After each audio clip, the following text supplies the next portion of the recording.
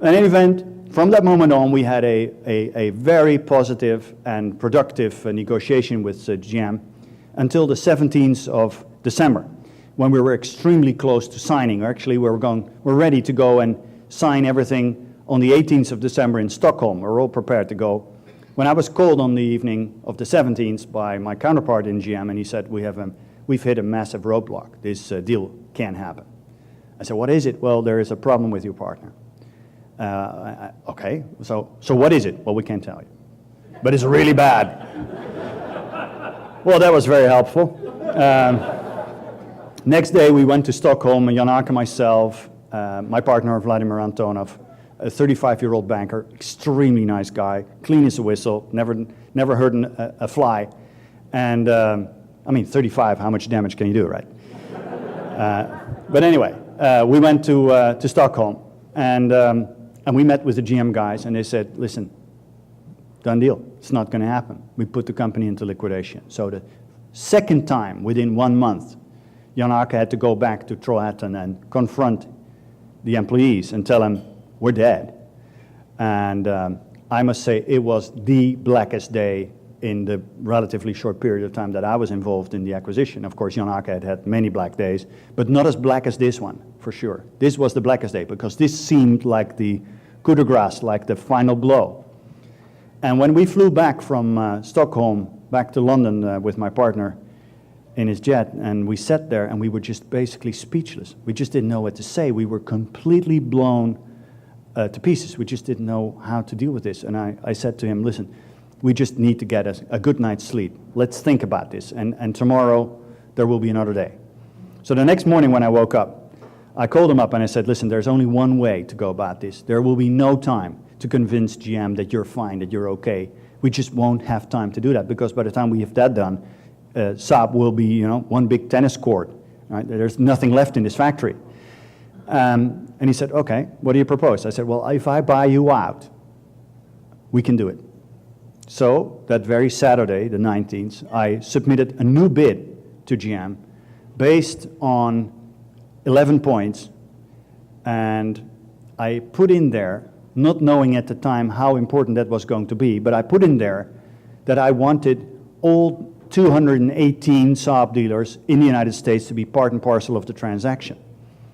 And that was, in hindsight, a stroke of genius, because all of a sudden we had generated tremendous support from the dealer body in our battle over Saab. And of course, as you all well know, because you are Americans, battles with America are never won on foreign soil. They're always won here, and or not won, at least they're fought here. And by doing that, we managed to bring the war over Saab to Detroit, to the front steps of the building of the Renaissance Center.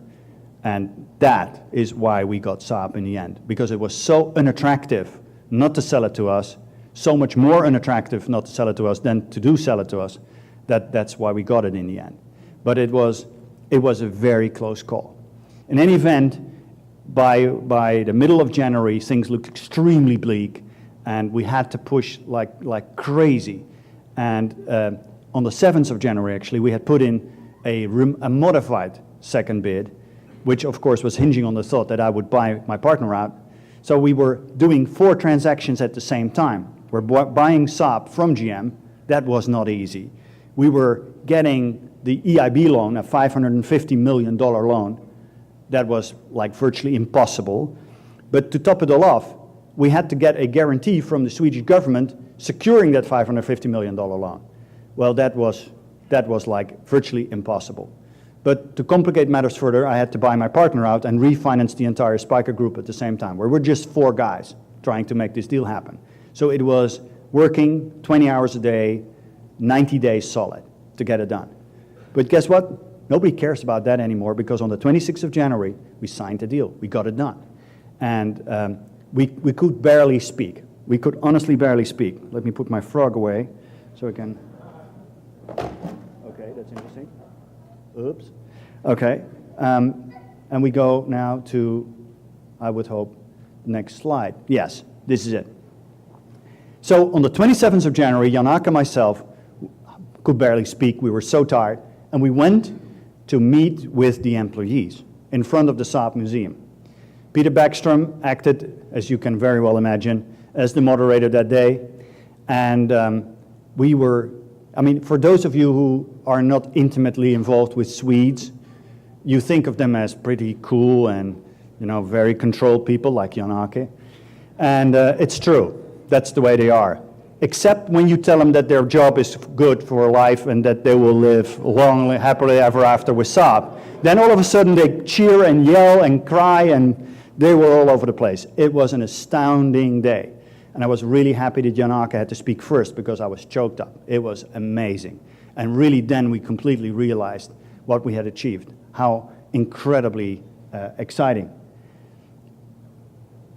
So next thing you know, we had 4 weeks in order to create the transaction itself. And it went extremely well. This is actually also on that very day when we were confronted with the personnel. You can now mentally prepare because the Millimia is coming.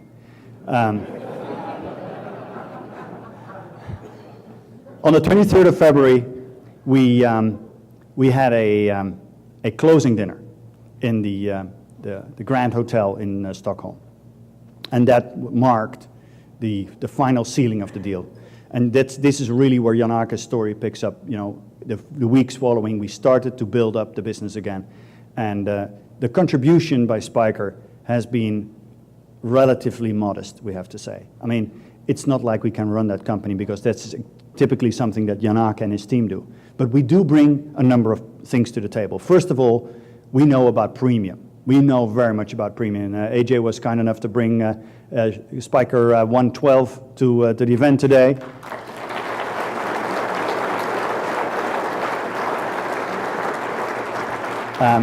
If you're a small manufacturer, you know every car by chassis number still, and I know where they are.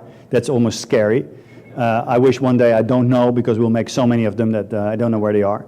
But still today we are only at chassis number 260 or so, and I know every car where it is. And I'm very grateful you took it because most people haven't seen a Spyker in real life. But when I started that company 10 years ago, that was a struggle in its own right. But to bring something from nothing to where we are today with Spyker, it was quite a struggle. But to take Saab from where it was in shambles to where we're going to take it is an even greater challenge. But we have a great brand, we have great supporters, and we have phenomenal product lurking around the corner. So then I said to Jan-Åke when the smoke had lifted and he was starting to look like a human being again, I said, listen, there's an event that we need to do. And in December, when we were in the middle of the negotiations, I had talked to the organizers of the Millimia, whom I happen to know very well because I did it for the first time when Jan-Åke got his driver's license. When I was 22, actually, I took a Lancia Rally B20. It was 1982. I went to the Millimia and I drove that for the first time, and I kept on doing it year after year after year. It is the best car event in the world, period. And I told Jan-Åke, we have to go and do this. It is good for you. You need to go, and you bring your son, but it's good for the brand, and it underlines how we appreciate and cherish the heritage of this brand. So we prepared 2 cars, and of course Jan-Åke had to borrow a car because the museum only had 1 car rally, and he found a guy who had actually driven the Millimia with that particular car the year before. So he had been instructed about the Millimia by this wonderful owner, Mr. Persson. First of all, Jan-Åke thought that you needed a road book in the Millimia, which is really pathetic because there are so many people lining the roads that you might as well throw this very heavy book, this brick, out of the window the day that you depart, right? It's immediately you can throw it away. You don't need it. Secondly, he thought that it was a regularity run, right? A regularity run, let me explain how that works. You have a lot of mechanical stopwatches in your car, and you try to reach a certain rubber line on the road by exactly the time that is in the road book, which you, if you are a real participant, have already dumped. And you hang out of your car and you see the front wheel just hit that line exactly at the right time, right?